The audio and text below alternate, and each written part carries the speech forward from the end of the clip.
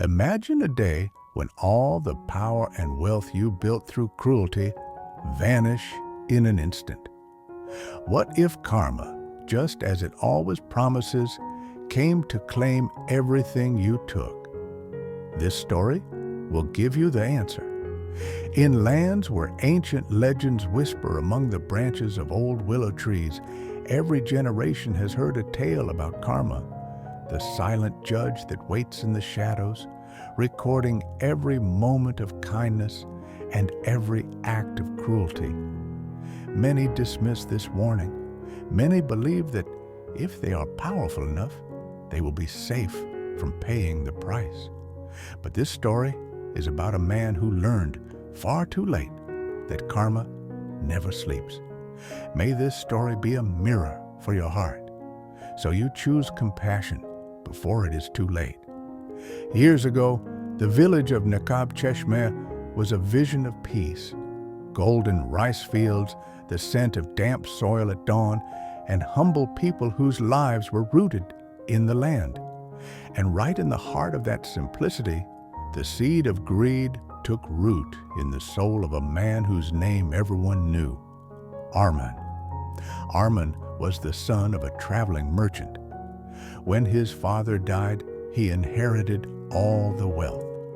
But something inside him grew darker with time, a hunger for power that could never be satisfied. Gradually, the entire village became dependent on his granaries. He bought the first weighing scale himself, the same scale he secretly altered in the darkness of his warehouse so it would always show less than the true weight.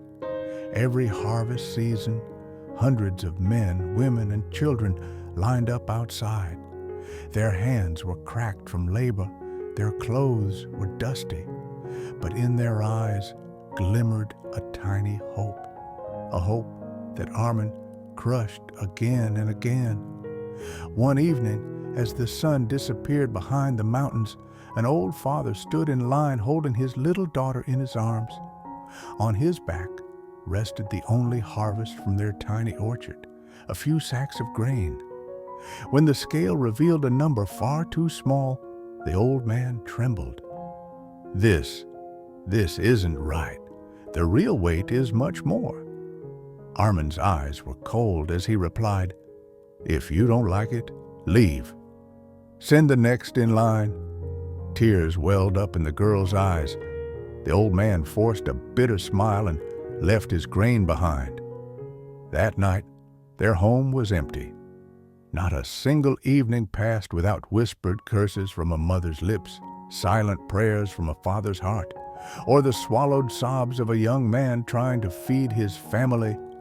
But Arman never cared.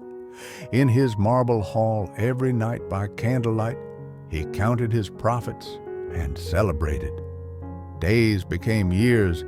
His caravans grew heavy with riches, gold, jewels, purebred horses, priceless rugs. Yet the more he hoarded, the emptier he felt inside. One winter night, as the wind howled like a hungry wolf, Arman woke up sweating. He had seen a strange vision in his dream. In a place full of white light, he stood on a hill. Beneath his feet, a river of fire flowed. From the flames rose voices, voices full of pain and rage. They called his name again and again. "Arman, this is the price for all you have done." Cold fear gripped him. He didn't know this dream was an omen. A few months later, spring came. Heavy rains soaked the land, and one night, while everyone slept, lightning split the wooden roof of his great warehouse. In less than an hour, all the grain and wealth he had stolen burned into ash. Villagers emerged from their homes to watch. No one helped. They only watched, their silence heavier than any words. Arman stood in the dark, watching the fire devour years of pride and cruelty. His knees buckled. With trembling hands, he touched the cold ash, as if needing to be sure that it was truly over. At dawn, nobody came to him. Those who once shared his tables disappeared. The merchants he had called friends ignored his greetings, just as he had once turned away from every plea for mercy. 1 week later, hunger finally broke him. His gold and treasures were worthless. All that remained were his empty hands. With shame heavy on his shoulders, he walked through the village alleys. This time, his gaze was not the gaze of a master, but of a man who knew every act has a price. At the old man's door, he stopped. The little girl, now grown, opened it. For a moment, their eyes met. Arman's breath caught in his throat. His voice came out small and broken. I have nothing left. If you can, a piece of bread." The old man appeared behind her. He smiled gently. "We survive by forgiveness, not by hate. Come inside." That day, Arman wept, not for the burnt warehouse nor the lost fortune, but for all the years he had carried a stone in his heart. He stayed in that village. He helped the farmers. He built honest scales. Years passed before the people trusted him again, but he knew it was the only path to redemption. And on quiet nights, when the wind rustled through the fields, it was as if the same old voice whispered in his ear, "Karma never fails." Moral of the story: karma is a force that, sooner or later, brings back everything you plant in the world. No cruelty, no pain you inflict ever goes unanswered.